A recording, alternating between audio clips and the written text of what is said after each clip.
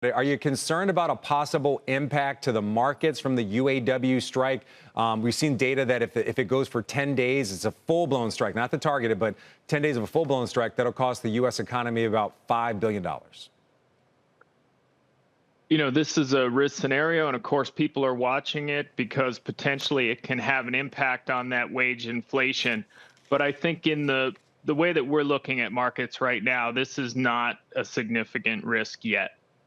All right, you say yet. So you mean in the near term, long term? Because there's two sides of it. Obviously, the slowdown for the economy, but also, as you mentioned, wage inflation, something a lot of investors have been worried about long term with different labor negotiations going on around the U.S.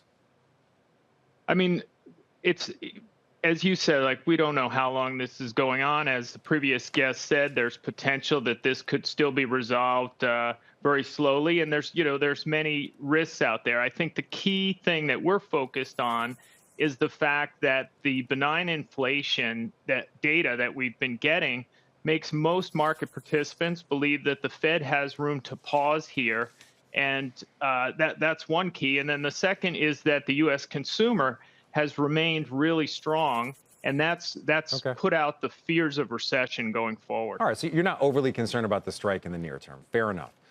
One of the things that you say that we need to see this rally going in the market, at least for this year, is a sustained AI rally. We saw the ARM IPO yesterday close 25% higher. The ARM CEO saying you just can't do AI without ARM, and now the stock's up almost 10% in the pre-market. Is this confirmation that there's more appetite for this AI rally? Well, what I would say is that first, for the S&P 500 to stay up here, it's just kind of mathematical that you can't have a pullback in the Magnificent Seven names, because they've been such a source of the gains. I think on AI, where this is not blockchain or something like this. There's many real use cases going on in companies, and I think that we hold out the upside possibility that as this AI gets used by a broader set of companies within the economy, companies can maintain the margins that will continue to drive profit growth going forward.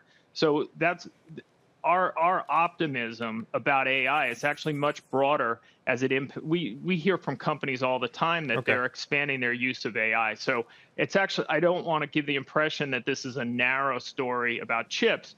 Actually, we'd prefer to play it through a broader selection, maybe even software.